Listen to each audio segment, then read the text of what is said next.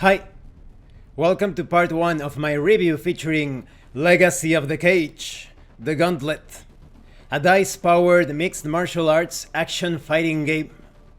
This is a competitive dice game that you can play against another person, but it also contains a solo system, that is, it contains a certain artificial intelligence set of mechanics. Now let's talk about the quality of the PDF. The quality is pretty good. The document is well organized, written and explained. It only contains a couple of illustrations. They are pretty average. But I really like the graphic design and layout. It's pretty clean, very neat. It only has a few colored elements here and there. So the quality is good. And the document is fully bookmarked, so it's going to be very easy for you to make your way through the entire PDF. Now let's take a look at the contents, and I'm going to give you my opinions, my thoughts as a gamer and as a martial artist.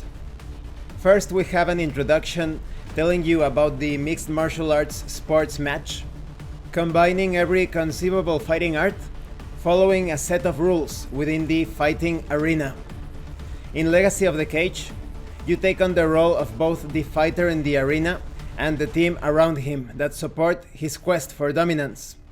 Or her quest, of course. You can also play this in the female category. The rules and math exist to deliver an exciting and decision-filled experience while abstracting the details out to dice rolls and percentages. When you play Legacy of the Cage, you're going to feel both as the competitor and as the coach or trainer. You can also customize the experience however you like. If you want the game to be more realistic, then keep the injuries rule, so that the pain, the damage that the competitor takes is more significant. But if you want things to be a bit more over the top, you could remove this injuries mechanic, or perhaps remove the longevity trait. It's all about what you want. To play this dice game, a single set of polyhedral dice will suffice. You know, the typical d4, d6, d8, etc. And you're going to be rolling your d100 quite a bit. Let's talk about creating your fighter. You have to follow 5 steps. You roll 1d4 plus 1 7 times and you record the results. You drop the lowest value and assign the rest to core stats in any order that you wish. Striking, wrestling, grappling, speed, stamina and heart. New fighters start with a number of mind points and longevity. Your experience tier is rookie. Your hype tier is 1, and you start with 0 hype. You calculate your power, durability and recovery scores using their respective tables. When it comes to stats, most of the game consists of identifying the odds of pulling off a plan and rolling the necessary dice, for example the d100, to see if it worked or not. Your target odds or targets are derived from the differences between your stats and your opponent's stats. You always compare them on a 1-to-1 basis. So this is going to tell you what number you need to roll or below that number to succeed. When you compare two stats, you're going to obtain a positive or negative modifier, and this is going to indicate that sort of target number. So let's say that you and your opponent are comparing striking stats. Maybe you have a striking of 5 and your opponent has a striking of 4. The difference is going to be 1, plus 1 for you, minus 1 for your opponent. So maybe you want to strike. You make a roll and the table indicates that a plus 1 equals 55%. So you have a 55% chance of being successful when striking. So you need to roll 55 or below with your d100. And if your opponent was attempting to strike you, then that would mean a minus 1, which equals 45%. The opponent would need to roll 45 or below to be successful. So the table is pretty easy to use. You only need to take into account the plus 1, plus 2, minus 1, minus 2 difference when comparing stats. You are going to be making different checks throughout the game, but the most common ones are priority checks and action checks. It's important to follow the golden rule when playing this game. Whenever a specific rule contradicts a general rule, the specific rule takes precedence. Now let's talk about stats. They are broad categories. This game tries to strike a balance between nuances and simplicity. So these broad categories won't be covering every sort of technique, maneuver, etc. in different martial arts, but they are useful enough to represent those attacks, those maneuvers. So you have striking, which encompasses attacks with your fists, elbows, feet, knees, etc. You have wrestling, which has to do with takedown attempts and escaping grappling situations while on the ground. When it comes to grappling, this is all about the submission attempt and reversals. Speed has to do with your priority or initiative and evasion. Also transitions. Stamina is all about your gas tank. How long can you fight before you feel too tired to continue? So this is a measure of durability and recovery. Heart also affects your durability, and it's also about how much punishment you can take before going down. Then we have mind, which is the capacity of a fighter's psyche to process, retain, and execute learned techniques during a fight. Your mind score acts as a limit to how many skills you can enter a fight with. It also has to do with taunting your opponent. Let's talk about derivative stats.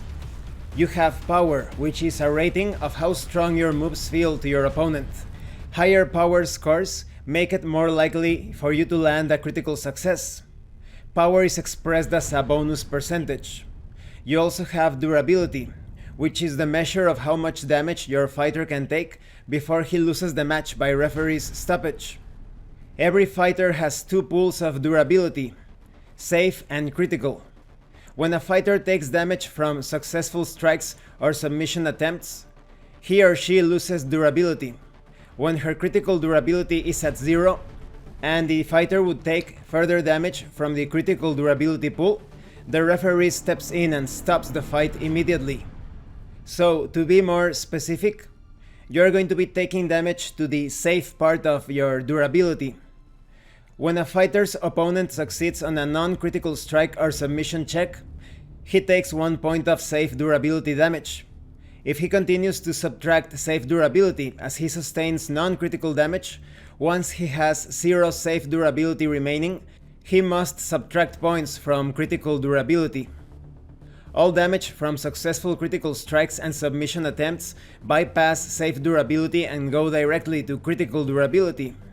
For each point of critical durability damage a fighter suffers, he must roll an injury check on the minor injury table. Now, when it comes to recovery, it determines how much durability a fighter regains between rounds in a fight. Experience tier determines how well a fighter recovers between rounds. Recovery is automatically applied to your safe durability first, and then to any missing critical durability. If you have no lost durability to recover, nothing happens. You cannot bank recovery from round to round. Early in your career, your recovery is higher because you are fresher, a younger competitor. As your fighter progresses through his or her career, the fighter loses the ability to recover well because of aging and physical wear and tear. You use the recovery table to determine your recovery stat at every step of your career. You need to recalculate recovery as necessary whenever you increase or decrease your stamina score or when you cross into a new experience tier.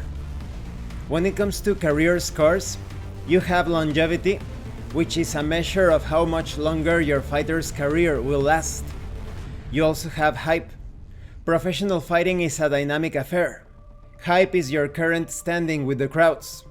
Win fights to earn hype. And as your fighter goes through more and more fights, that fighter is going to become more experienced, but that fighter will also age, and recovery from damage will be more difficult. And this concludes this part of the review. In the next part, we are going to talk about the anatomy of a fight and many other details. I really like how this game tries to reach that balance between details and more streamlined gameplay. This certainly feels a bit more crunchy than some would expect.